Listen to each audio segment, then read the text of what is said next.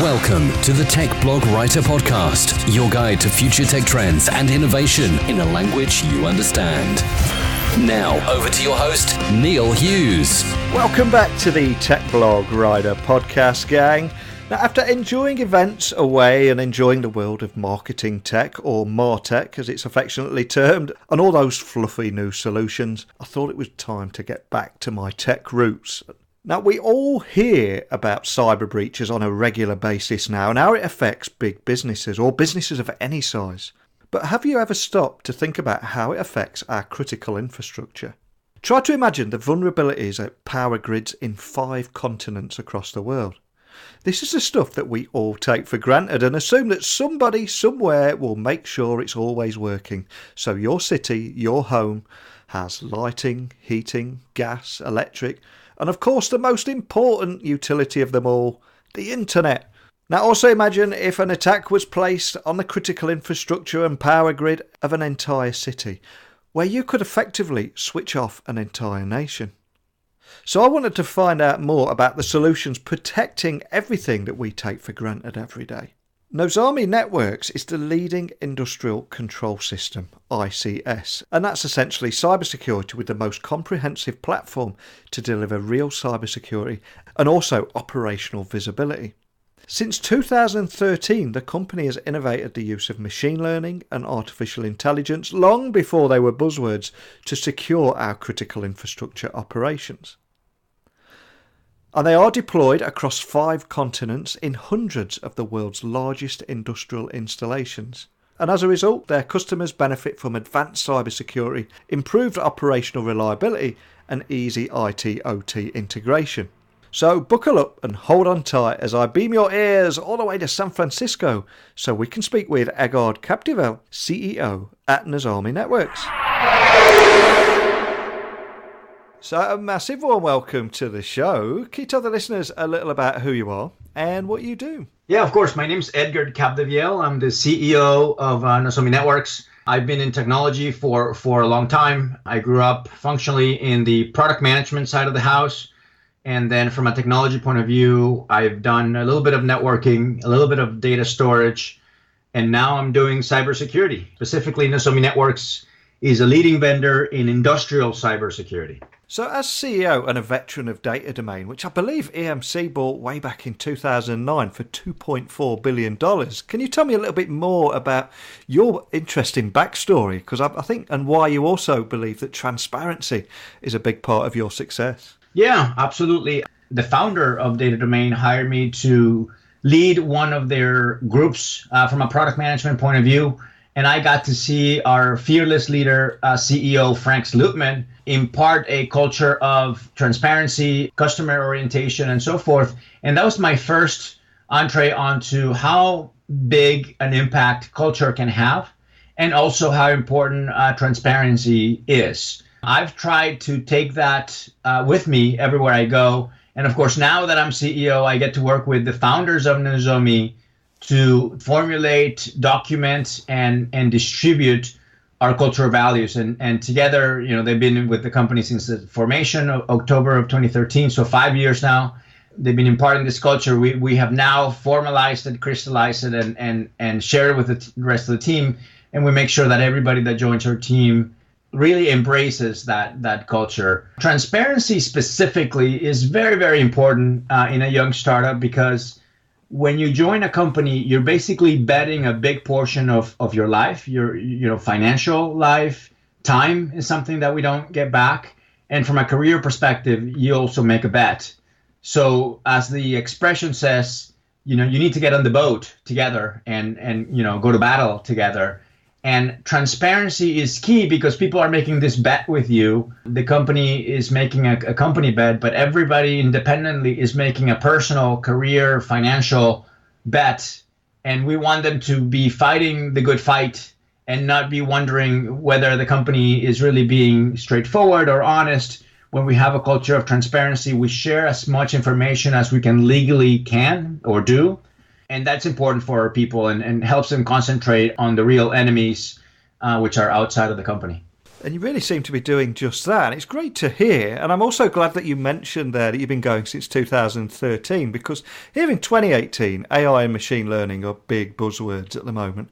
But this has actually been your area of expertise since 2013. So can you tell me more about in how that time you've innovated to use machine learning and artificial intelligence, but to secure critical infrastructure operations? This really comes from the two co-founders, Andrea and Moreno. They really put this company together. Again, they founded it in October 2013.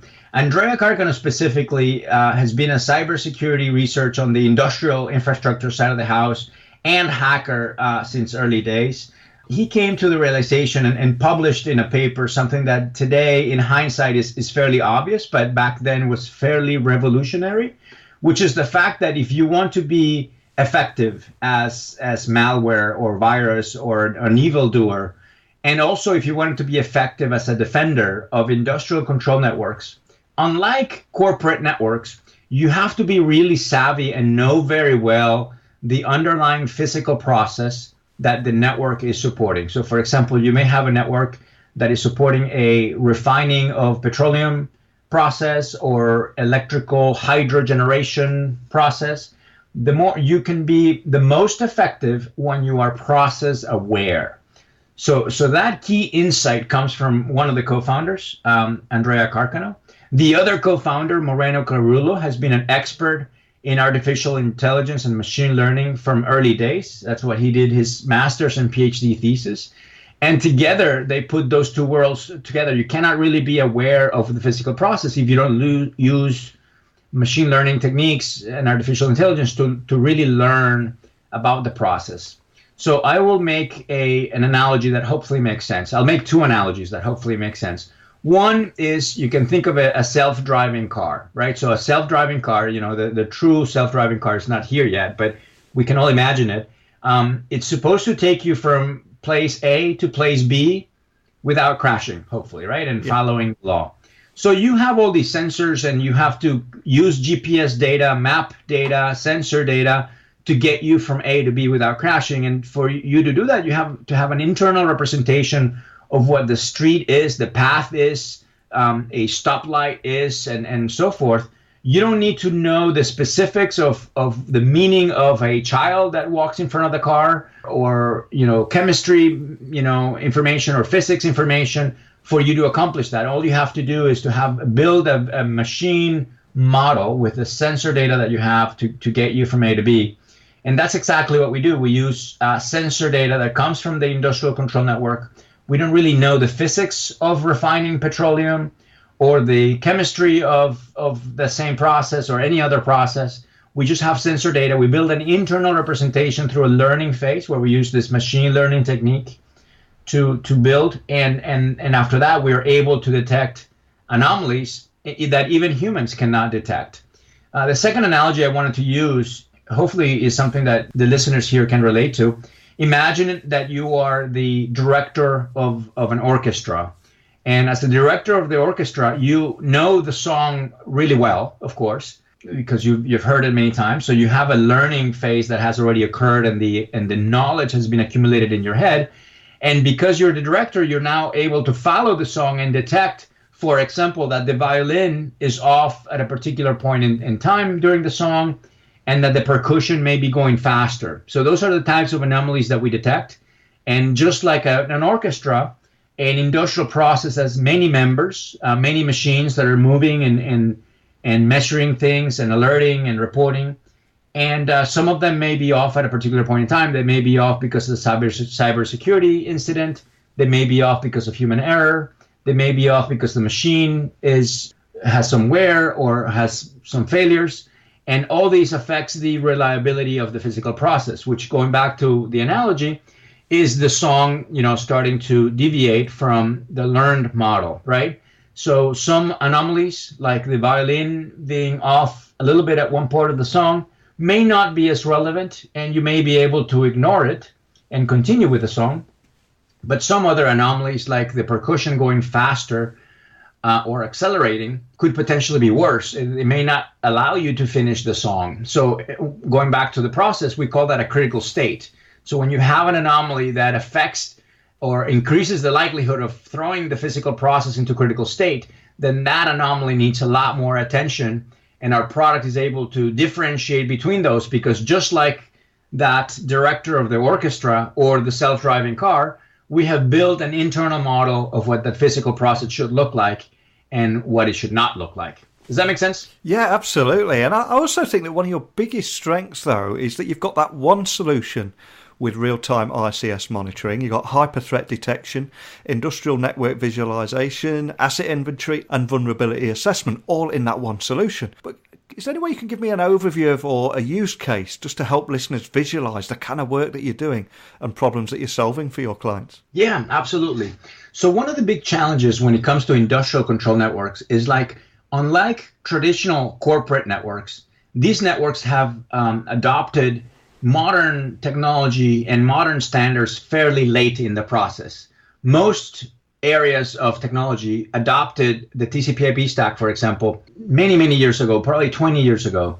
Industrial control networks only adopted TCP/IP standards about 10 years ago. And that means that they don't have a lot of instrumentation. They're fairly dark, and they're very hard to answer basic questions. You may show up into a oil refining facility, an oil rig, for example, or a series of hydro generation dams, and people may not know how many endpoints they have, which is a very, very basic question that in corporate IT you can answer within 10 minutes.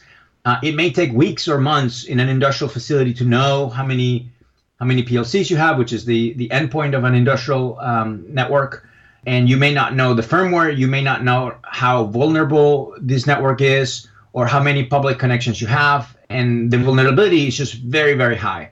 So what our product does, it connects to this industrial control network. The first thing that we do is we do it passively. So we have no ability to harm or have any impact into the physical process. And the second thing that we do is we discover everything about it. We discover the number of endpoints, the firmware that those endpoints have, the components that those endpoints have. We start learning about the physical process, and we start reporting on anomalies. So this gives the operators of industrial control networks, which include oil and gas, it include utilities and power grids, manufacturing, transportation, pharmaceutical, chemical, mining, water management. It allows all those folks to have a spotlight class visibility into their industrial infrastructure where it was previously dark and hard to manage. You would have to travel on a plane or climb up a mountain to go to a reservoir to check why the data is not coming. Now, with our solutions, you can have automation, you can have visibility, and advanced anomaly detection.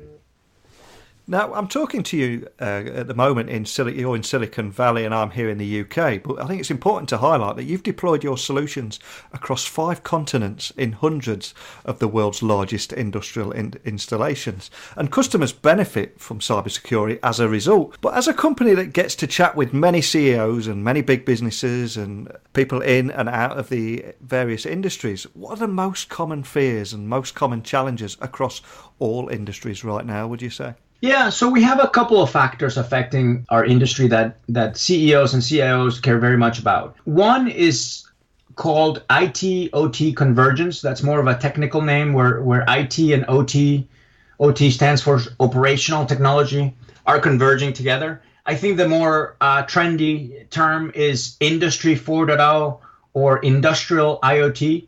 It's really all around the digitalization of previously or legacy infrastructure, I guess. And of course, now IT and OT are converging, usually under IT. Now the CIO and the CISO cannot say, yeah, the industrial side is not under our purview. The CEO, the CIO, and the CISO now want everything under one purview. And the number one challenge is, well, how do I make my IT folks, which are really good on technology, but have really no visibility or understanding sometimes of the physical process that is happening or that we need to now have visibility into.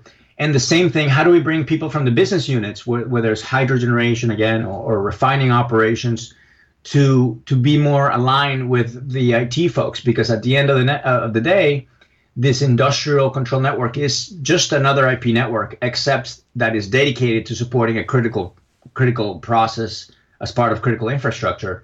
So this convergence is, the top item in folks' minds.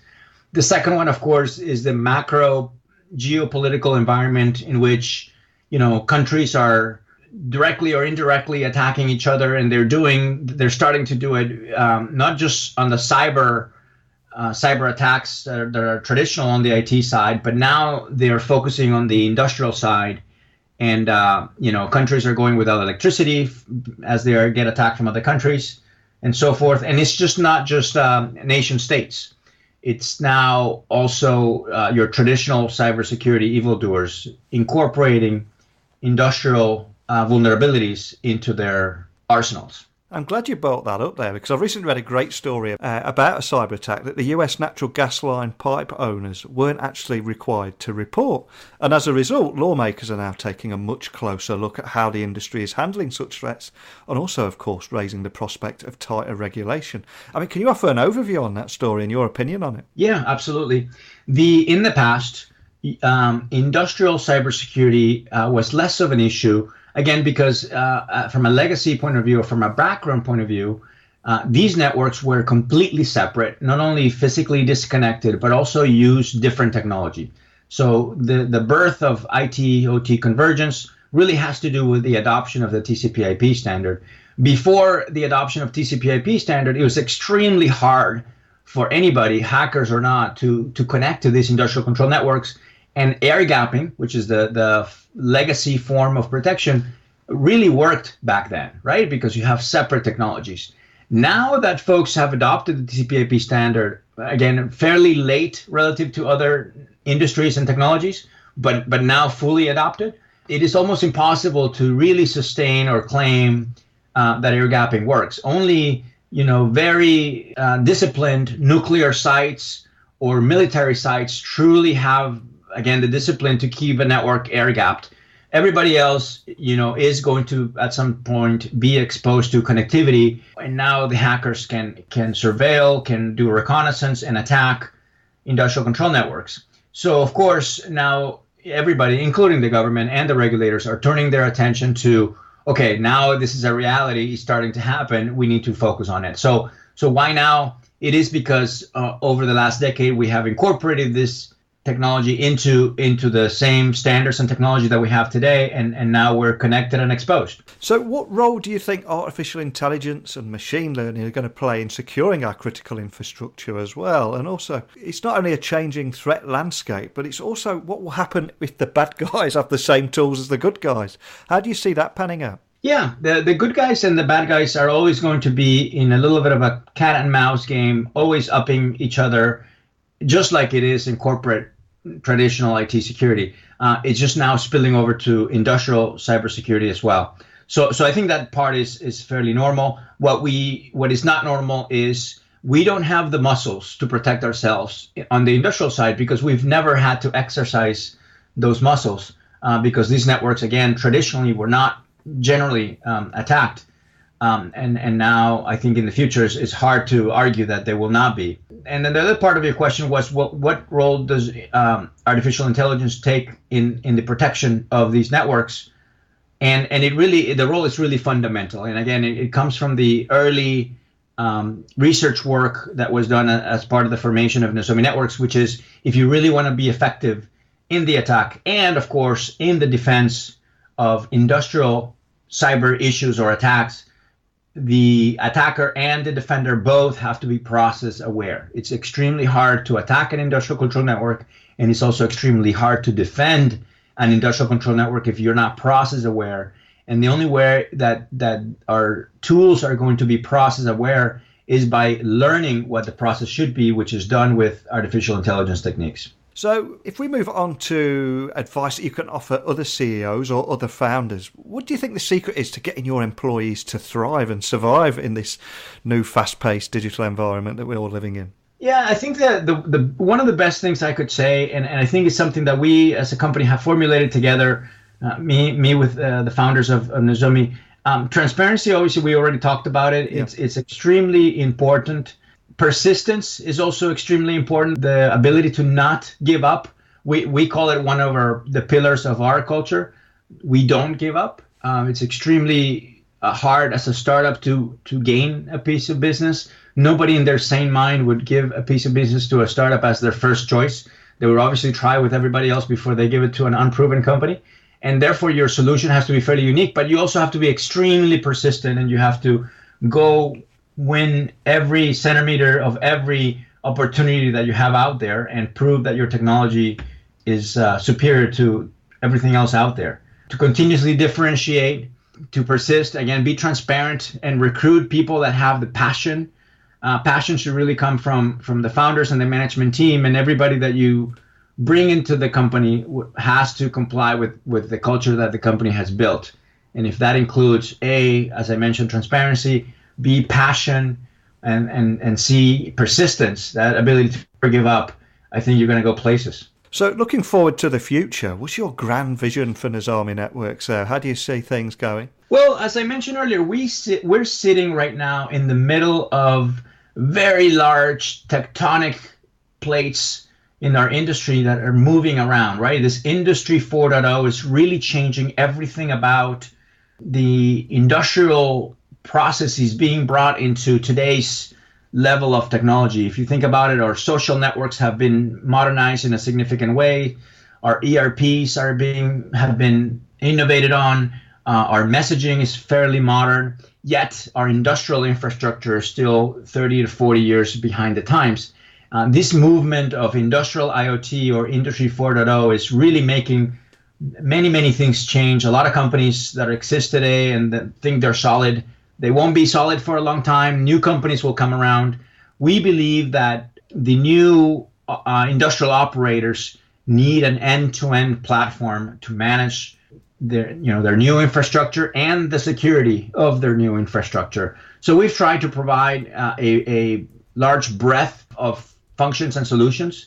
You mentioned several of them: network visualization and monitoring, anomaly detection, asset inventory, vulnerability management. We will continue to expand and to provide that end-to-end platform that industrial operators need as they innovate and bring industrial technology into today's modern times. If we have anyone listening, from a security analyst to a CEO, who would like to find out more information after listening to our conversation today, can you just remind them of where they can find you online, and also any contact details for a member of your team, just to fire those questions to? Yeah, absolutely. So we of course, everything that we do and say, it's in our website, www.nozominetworks.com with a Z, N-O-Z-O-M-I, nozominetworks.com.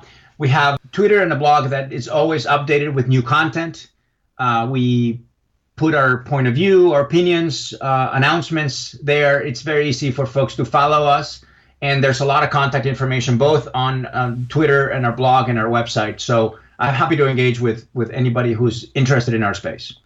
Well, I love how you're actually delivering real-time cybersecurity and operational visibility. And since 2013, your company has innovated and used machine learning and artificial intelligence to secure critical infrastructure rather than those corporate networks, because that's the only thing that we tend to hear about. But securing critical infrastructure has never been more important, and you're doing it across 5 continents. So a big thank you for coming on and sharing that story today. Thank you very much, Neil. It was my pleasure.